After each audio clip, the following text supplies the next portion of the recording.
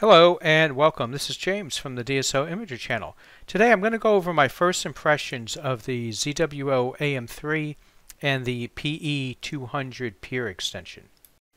So first I'm going to show what the PE200 looks like out of the box, and then I'm going to show how I installed it onto a Celestron AVX tripod. After that I'm going to cover very briefly one of the teething problems I had with the AM3 out of box. I had trouble plate solving, and it had a very simple fix, but it wasn't an immediately obvious fix. And then I will give just a brief description of what I've observed with the guiding so far, and I'll share the first complete image that I've taken with this setup that you see pictured here, the 65 PHQ with a ZWO ASI 294 mono mounted on the AM3. Alright, so let's go ahead and cut over to the PE200 extension video, and then we'll be back here with the PowerPoint and take a look at these other issues I ran into. Alright, here's everything that came with the Pier. So this is the adapter. They're calling it the Skywatcher adapter. I think also it works with iOptron mounts. You get these two screws, an Allen key, and of course the Pier. At the bottom of the Pier, you've got this larger plate here. Got a set of instructions here. Let's take a closer look. I wanted to get a closer look at these locking knobs. So it looks like clockwise locks and counterclockwise unlocks. There's three of them, and what it's actually doing inside, got these parts over here, and that's what comes out and engages the mount. Alright, so what we're going to do is try to hook this up to either my AVX tripod or a spare EQ6 tripod. So I'll give that a try and then record how it went. Alright, here's what it looks like with that new adapter installed.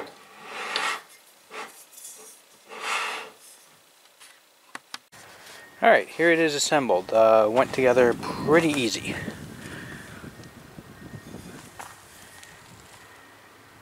The only downside is I did have to remove the post, and actually I'm planning to use the AVX for visual, but for now I'll use the tripod, and this is the type of piece that I'm going to misplace.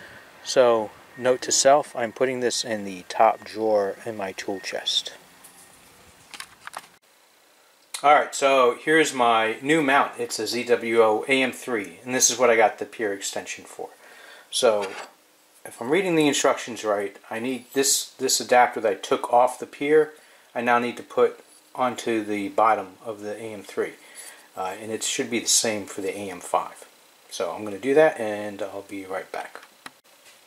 Alright, and here's what it looks like with the adapter on there. Pretty straightforward, very easy. So now I'll go ahead and put this on the Pier and see how it looks. Alright, here we go. Got the 65 PHQ installed, and looks pretty good. Need some tidying up on that cable management, but should be alright.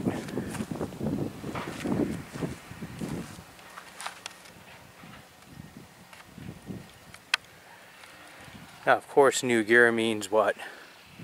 Yeah, I don't think we're going to have a clear night for a few days. In fact, I'm probably going to get this inside and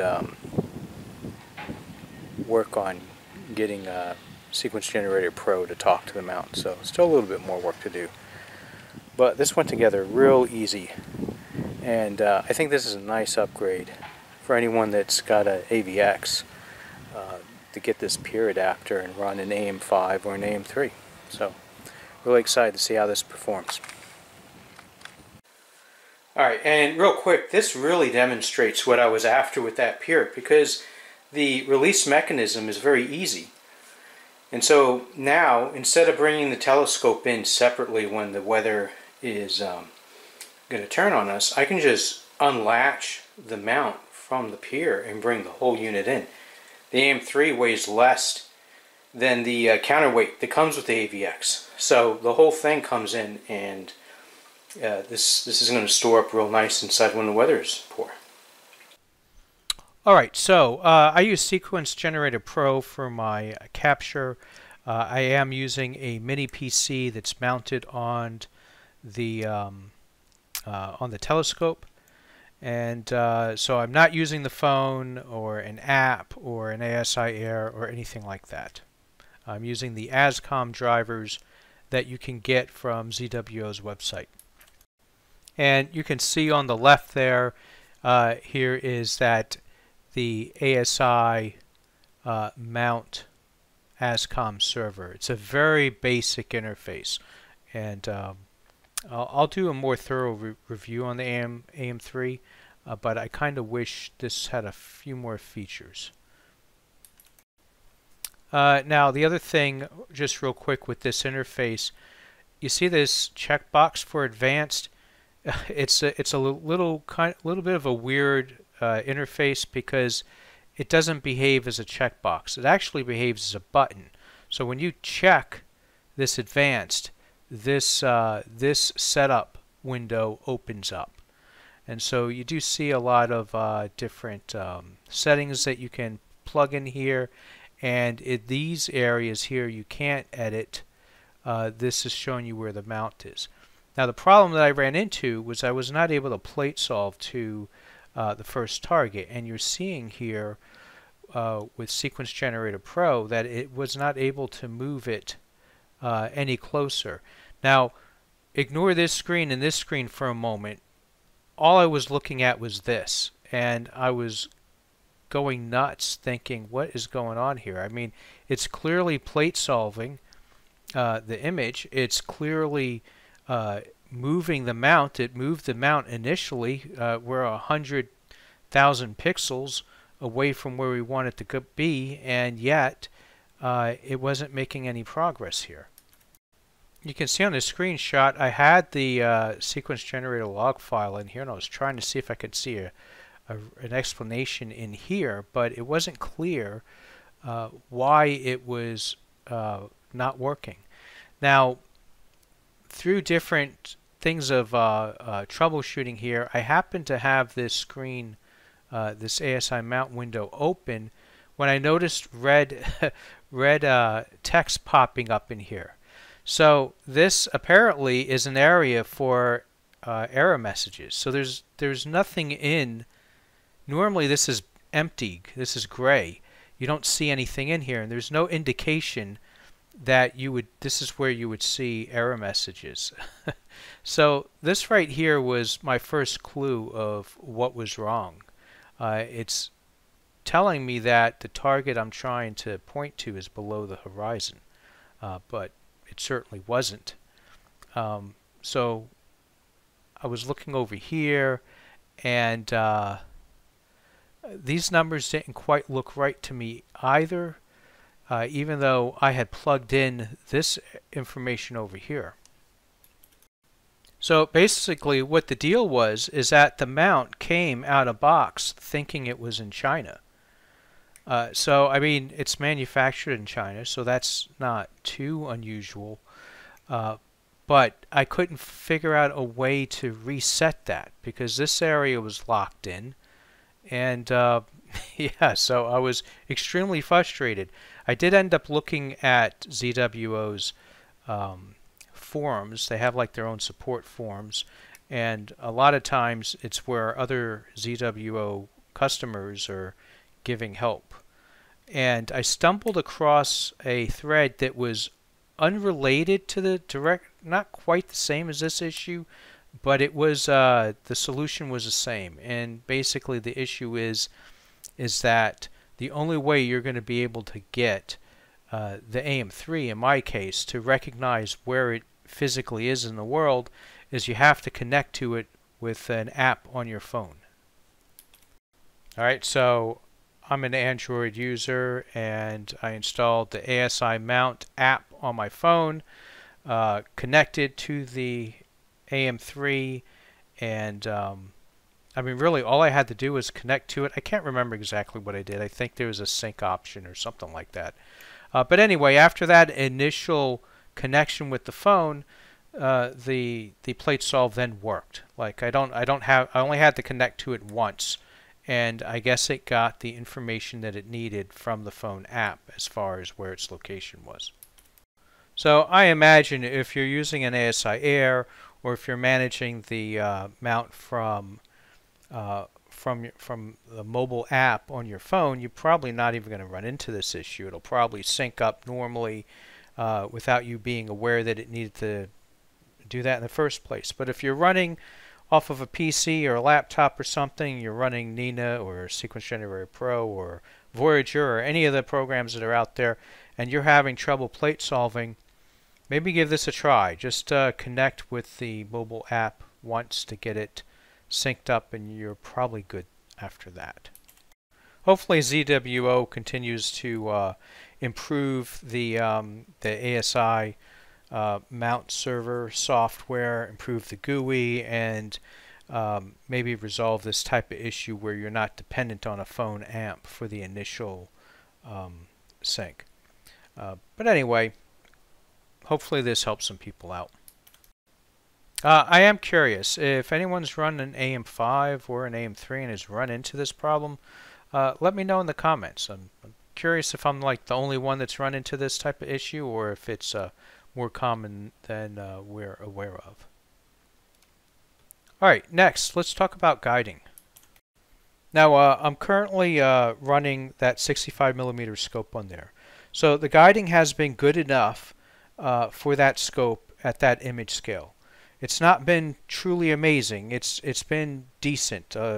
Definitely better and more consistent than the Celestron AVX that I've replaced it with. But it's not living up to the hype that I've been seeing in some of the forums. People throwing on very large scopes and getting really what amounts to close to premium mount RMS values. I would say with mine, pretty much it's typically right around 1 arc second. Now, there are some improvements that I think I might be able to do it. My cable management is not the greatest. Plus, it's been pretty cold and the wires are really stiff, so I don't know if that's having an impact. I'm not using a counterweight on the mount. I did get the bar. I mean, the scope is light enough that it certainly doesn't need it, and it's guiding fine. But I've read online that some people are saying they got better guide performance with a counterweight on there. So I'm thinking about sticking the bar on there and putting a really light weight and seeing if that does anything to improve the guiding.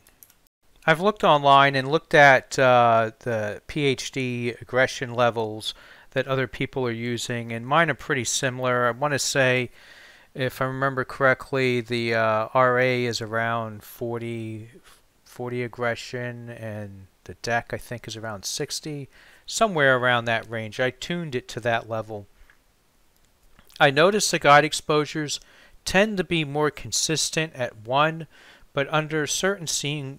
second, but under certain scene conditions, a half second guide exposure seems to do well. If you're a user of an AM3 or an AM5, put in the comments what PHD2 settings you're using. That way it'll give me a chance to see how mine's stacking up to others. Maybe I can try some different settings, and certainly for anyone that finds this video researching the mount or has already purchased the mount, I'm sure they would love to see what settings everyone else is using as well. If you're a user of an AM3 or an AM5, put in the comments what PHD2 settings you're using. That way it'll give me a chance to see how mine's stacking up to others. Maybe I can try some different settings, and certainly for anyone that finds this video researching the mount or has already purchased the mount, I'm sure they would love to see what settings everyone else is using as well.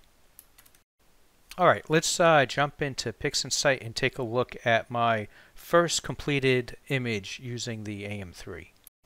And here we are. Yes, it is a very popular target, the Heart Nebula.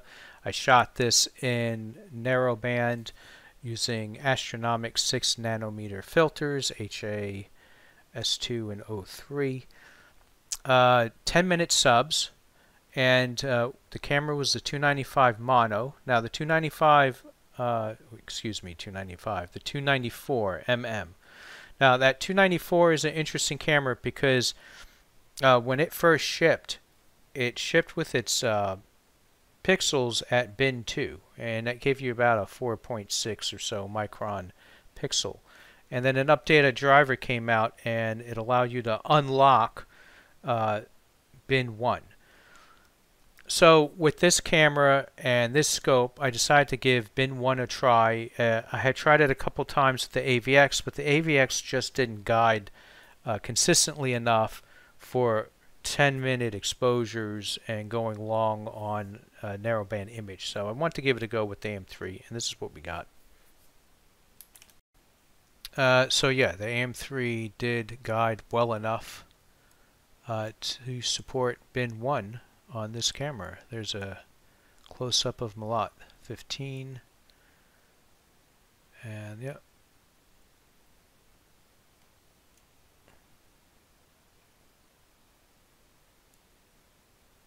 Yeah, overall pretty happy with the way the image came out, except I did have to chop off. My field of view wasn't quite large enough.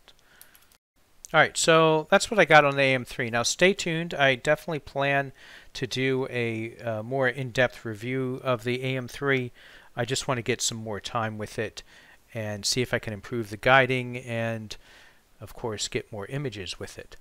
If you're new to my channel, most of my videos are processing workflow videos. It's not a tutorial, it's more of just showing the workflow that I do to produce these images, and I do plan to do a processing workflow video on this particular target. So if you're interested in seeing how I came up with this, you can see what I did. I do have tutorials on my channel. I do have gear reviews on my channel. So if you're interested, go ahead and hit that subscribe button. I also have affiliate links through High Point Scientific and RC-Astro, so if you ever make a purchase using one of the links in my description, you will I'll get a small commission off of that. And I do have the join option for joining my YouTube channel. I think the cheapest option is 99 cents a month, so not too expensive, and anything that you do there would help the channel out. Okay, clear skies everyone. Good evening.